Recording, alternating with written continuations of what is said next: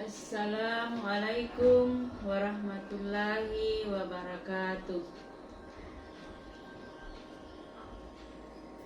Baiklah, pada materi pembelajaran kali ini kita akan membahas mengkonsumsi makanan dan minuman halal dan menjauhi yang haram. Seperti firman Allah dalam surah Quran surah An-Nahl ayat 114, "Fakulu mimma razaqakumullahu halalan thayyiban wazkuru nikmatawah in kuntum iyyahu ta'budun." Pada ayat ini menjelaskan tentang Allah memerintahkan makan makanan yang halal sekaligus baik untuk kesehatan. Kami akan menampilkan makanan yang seharusnya dikonsumsi untuk tubuh yang terdiri dari protein, mineral, dan makanan-makanan yang sehat lainnya. Berikut ini adalah bagan ketentuan halal dan haramnya makanan. Saya akan menjelaskan apa itu makanan halal. Makanan halal adalah makanan yang dibolehkan menurut ketentuan syariat Islam. Segala sesuatu yang baik berupa tumbuhan, buah-buahan, ataupun binatang yang pada dasarnya adalah halal dimakan, kecuali ada nas Al-Quran dan hadis yang mengharamkannya. Jadi selain halal juga harus baik menurut kesehatan. Adapun kriteria makanan dan minuman halal, yang pertama adalah halal dari segi zatnya atau wujudnya, adalah benda atau makanan itu memang tidak dilarang oleh hukum syara seperti nasi, telur, ikan, dan sebagainya. Kemudian yang kedua, halal karena cara mendapatkannya. Artinya sesuatu yang halal itu harus diperoleh dengan cara yang halal pula. Sesuatu yang halal tapi cara mendapatkannya tidak sesuai dengan syariat Islam, maka makanan itu menjadi haram, seperti mencuri, menipu, dan lain-lain. Yang ketiga, halal karena proses atau cara pengolahannya. Artinya halal karena cara pengolahannya, seperti hewan itu harus disembelih sesuai syarat Islam. Apabila menyembelih hewan tidak sesuai ketentuan syariat, maka hewan yang halal itu menjadi haram. Selanjutnya, kriteria makanan haram ya dibagi dua, yaitu makanan secara umum dan tergolong haram karena bercampur najis, haram karena memabukkan, dan haram karena berdampak buruk terhadap kesehatan. Kemudian keharaman hewan atau binatang, yang pertama haram karena di dalam Al-Quran dan hadis dijelaskan tentang keharamannya. Kemudian hewan atau binatang itu termasuk bangkai, tidak disembelih sesuai dengan syariat.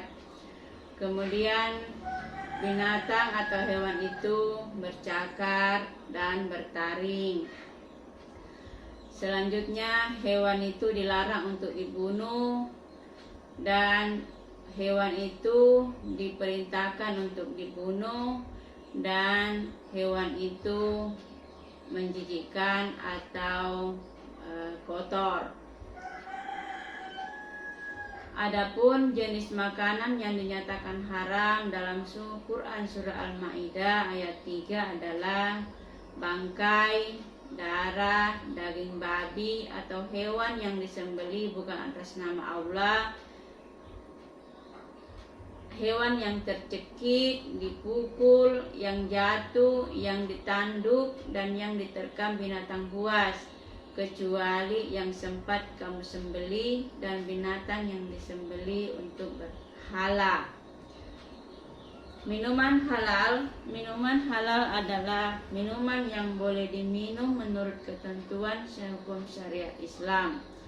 Semua jenis minuman yang ada di muka bumi ini pada dasarnya halal hukumnya, kecuali terdapat dalil Al-Quran maupun hadis yang menyatakan keharamannya. Adapun jenis-jenis minuman yang halal adalah: pertama, tidak memabukkan; B. tidak mendatangkan mudarat bagi manusia, baik dari kesehatan badan, akal, jiwa, maupun akidah. Yang ketiga, tidak najis.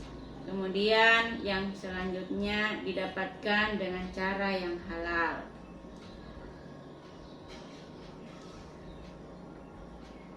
Minuman yang haram. Termasuk minuman haram adalah minuman yang memabukkan, seperti khamar. Yang kedua adalah minuman yang berasal dari benda najis atau benda yang terkena najis.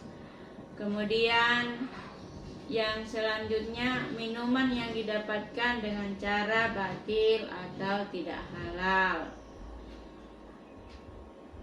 Berikut ini kami akan menampilkan akibat buruk yang sering mengkonsumsi makanan dan minuman yang haram. Yang pertama, amal ibadahnya tidak akan diterima dan doanya tidak akan dikabulkan oleh Allah Subhanahu wa Ta'ala. Selanjutnya, makanan dan minuman haram bisa merusak jiwa. Makanan dan minuman yang haram dapat membahayakan kesehatan. Makanan dan minuman yang haram